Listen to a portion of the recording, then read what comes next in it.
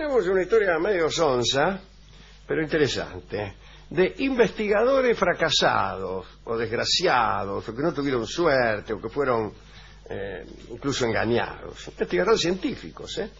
Así que, vamos. El primero es un hombre poco riguroso en sus estudios e investigaciones. Empecemos diciendo que este suceso tuvo lugar allá por 1860. En la biblioteca del Arsenal de París había un misterioso manuscrito. Nadie sabía cómo había llegado allí. Un cuaderno ahí, qué sé yo. En el catálogo figuraba con el título de Libro de los Salvajes, el catálogo del museo. ¿Qué pieza es esta? Se llama Libro de los Salvajes. Contenía unos diseños extraños y dibujos. De acuerdo a la tradición de la biblioteca, era obra de un indio norteamericano, porque parece que lo habían encontrado en el territorio de los Estados Unidos. Paul Lacroix, que era director de la institución, llamó al abate Domenech, que era un ilustre geógrafo, para investigar el tesoro en cuestión.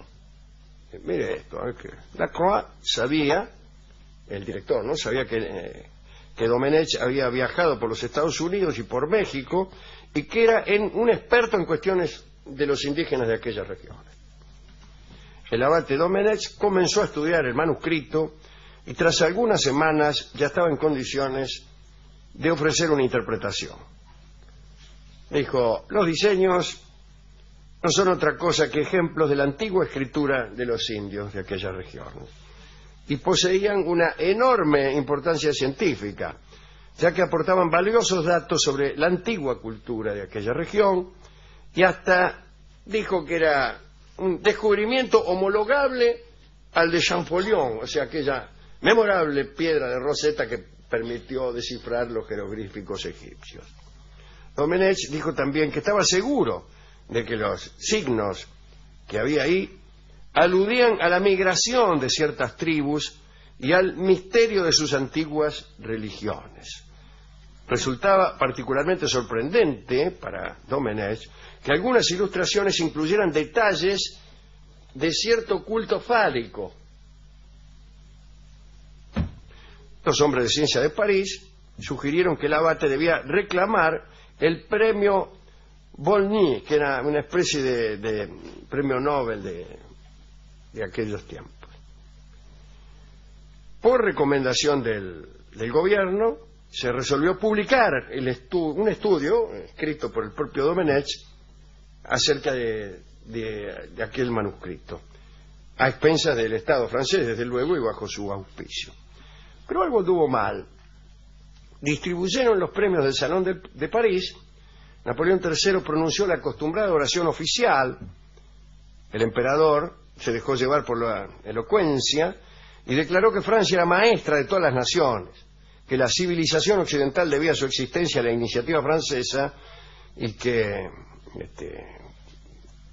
toda la civilización llevaba el sello del espíritu y el carácter franceses. Todo esto para presentar en aquel salón el descubrimiento y el libro del abate Domenech.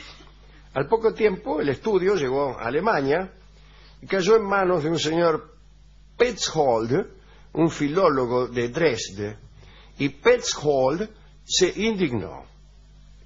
Y pocas semanas después publicó un folletito de 16 páginas con el título El libro de los salvajes a la luz de la civilización francesa. El filólogo alemán aclaró que el libro de los salvajes no era otra cosa que las hojas de un escolar germano-americano.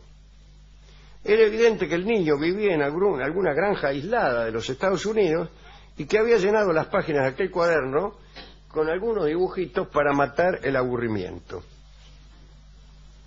Y lo había descubierto porque había unas letras rúnicas cuyo significado evidentemente Domenech no conocía, le habían parecido garabatos, que decían cosas en alemán. Una figura que sostenía un látigo no era un brujo indígena, sino el maestro con su puntero.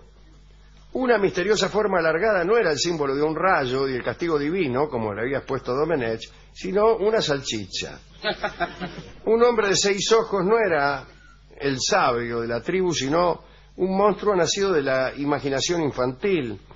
El dios de las nubes, el espíritu del fuego y otras representaciones trascendentales debían su existencia al método usual de dibujo de los niños.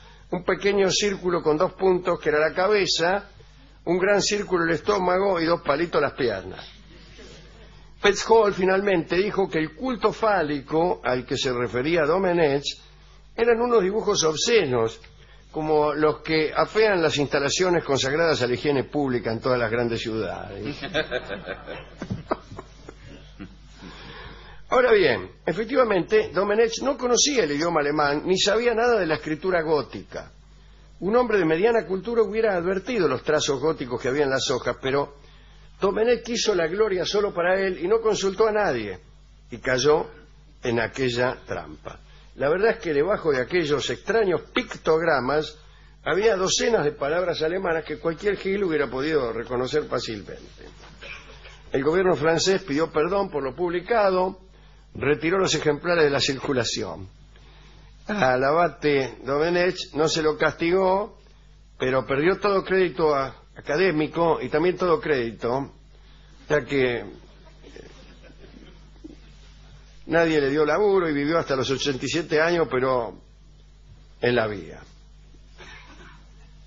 Así como en principio se creyó en las investigaciones de Domenech, hubo otros investigadores y científicos que fueron verdaderamente geniales y que chocaron, al revés, contra la incredulidad y las críticas más despiadadas. Y también fueron tan desgraciados como Domenech lo fue después. Parece que costó mucho, por ejemplo, convencer a la comunidad científica de que los meteoritos eran objetos procedentes del espacio. Parece que Aristóteles, que es el padre de muchas falsas creencias, decía que una piedra que había caído en Egospótamos, en la Hélade, era un objeto que había sido elevado por el viento en otro lugar y que había sido transportada a aquella región. Allá por 1780, la Academia de Ciencias le encargó al químico Lavoisier una indagación acerca de la procedencia de aquellos extraños bloques metálicos que aparecían cada tanto por ahí, que caían. Cuando el informe de Lavoisier fue presentado, Lavoisier hablaba de la procedencia espacial de los meteoritos. La Academia declaró que eso era increíble y no fue aceptada. Era imposible que desde el cielo cayeran piedras. La Academia aseguró que los meteoritos eran expulsados por alguna erupción subterránea y chao, que no se investigó nunca más. Pocos años más tarde, en 1794, a Lavoisier lo decapitaron, lo guillotinaron, pero no por la cuestión de los meteoritos, sino porque había pertenecido a una corporación encargada de cobrar para el rey los impuestos sobre la sal, el tabaco y otras mercancías, y les pareció a los muchachos del terror que era corrupto y chao, le cortaron la cabeza. Casi un siglo después, un tal Frank Gussmann, jesuita y profesor de la Universidad de Viena, planteó otra vez que los meteoritos eran objetos que caían de las alturas, producto, qué sé yo, de desperfectos cósmicos y de la gravedad terrestre. Y nadie, hasta principios del siglo XX, le dio bolilla. Un libro que había publicado para divulgar lo que creía había sido enviado a todas las universidades europeas, fue siempre rechazado por rectores y bibliotecarios. Todos los ejemplares se los devolvían a Gussmann. Al final Frank Gussmann se cansó, quemó los libros y ante semejante intolerancia científica se dedicó a estudios religiosos hasta su muerte. En los círculos científicos alemanes, el descubrimiento realizado por el profesor Behringer, consejero ducal de Württemberg, provocó un gran revuelo. Esto sucedió en el año 1726. En sus exploraciones, Behringer encontró una antigua cantera en la que había muchísimos fósiles, todos muy interesantes. El profesor comenzó la investigación sistemática del lugar. Hubo nuevos descubrimientos. Cada vez que iba encontraba algo.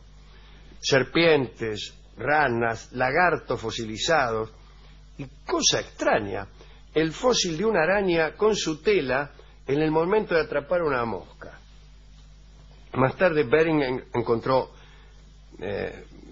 piedras que tenían reproducciones del Sol y de la Luna, otra con el dibujo de un cometa, y lo más importante que encontró fue una piedra con el nombre de Jehová, escrito en hebreo. Se esbozaron varias teorías. Algunos, los más escépticos, afirmaron que todo era fruto del azar juguetón de la naturaleza. El profesor Beringer publicó un libro en donde dijo que lo encontrado era obra de antiguos germanos cuando aún vivían en el paganismo. Beringer decía que se trataba de un inconmensurable tesoro para los exploradores de la antigua cultura germana, etcétera, etcétera. Afirmaba que estaban enterrados en una cantera porque los primeros obispos cristianos no podían tolerar los símbolos del culto pagano. Y entonces, obedeciendo a sus órdenes, el pueblo se reunió y enterró sus viejas imágenes. A los que no veían la relación de la palabra Jehová con el culto pagano, Beringer les explicó que había judíos entre la población germana y que junto con los otros habían aceptado el cristianismo y enterrado sus símbolos religiosos. El libro de Beringer llegó a manos del rey de Sajonia, se interesó en el descubrimiento y envió al profesor un mensaje en el que le pedía alguna de las piedras con el fin de someterlas a un examen más atento. Y examinaron las piedras. Eran falsas. Y se llegó a una explicación mucho más simple que la explicación de Beringer. Y le hicieron saber a Beringer la verdad. Los alumnos de este profesor en Würzburgo habían grabado y cortado las piedras. Después las habían enterrado en la cantera y habían tenido cuidado de que el profesor las fuera descubriendo gradualmente. ¡Qué malos! El profesor Beringer compró todos los ejemplares de su obra y los quemó. Jamás volvió a publicar ningún libro y también murió pobre en la vía y olvidado. Qué triste eso. Impresionante, ¿eh? Desconfíe cuando encuentra tantas cosas juntas, ¿vio? Todo esto que nos está sucediendo, sea lo que fuere, ¿no? Supongamos que uno tenga algunos logros. ¿No será obra de nuestros amigos que nos están cargando? ¿Usted sacó algún premio alguna vez? No. Tendría que haberme dicho que sí, alguno lo ha sacado. ¿Usted? No. Sí, a mí me han dado algún premio. Por ahí son Eso sus sí. amigos que lo están cargando. Que le hicieron creer que le daban un premio, hicieron toda una reunión falsa. Este programa, mire, si todos estos que están acá no son gente que mandaron nuestros amigos, en realidad ni siquiera estamos saliendo al aire. Usted dice que es todo Es mentira, una conspiración esto. para nada más que para que creamos lo que no es, que es una de las cosas que resultan más graciosas para los argentinos. Pero parece de verdad. Sí, no, tiene que algunas parecer, caras... Está bien hecho. Algunas pero- caras... A mí me lo hacen sospechar denotan- algunas caras que son más tienen caras de amigos de nuestros amigos que de oyentes. Somos actores extras. Por ejemplo, el amigo de Amato, que yo lo he visto jugando al fútbol con algunos de nuestros amigos, así que para mí que está en alguna conjura. Bueno, como quiera que sea, fui a la discoteca. Qué tema difícil. Que también es de mentira la discoteca a esta La discoteca altura. de mentira. Quizás algún tema de alemán, algún compositor alemán. No, en vista que muchos de todos estos científicos murieron mal y pobres, me dio el tango que se llama En la Vía y que va a cantar don Edmundo Rivero, un tango que ha sido hecho en conmemoración de los científicos que mueren pobres. No sé si la letra habla de Estoy eso. casi seguro de eso. Incluso el sujeto de enunciación a mí me parece que es un Es raro, un tango de científicos es un que mueren. científico. El y que tango y habla la de un ciencia. científico, a pesar de algunos giros No es una tales como el escúcheme. Paco de Valerio es todo a ganador, que no parece un lenguaje muy científico, que digamos. Mire que escuchamos tangos del amor, de... No, el de científico la no es ciudad, una del barrio, temática pero no- tratada en el tango. Por eso lo tratan de un modo muy Bueno. metafórico. Escuchemos a don Edmundo Rivero en este tango que se llama En la Vía. Adelante.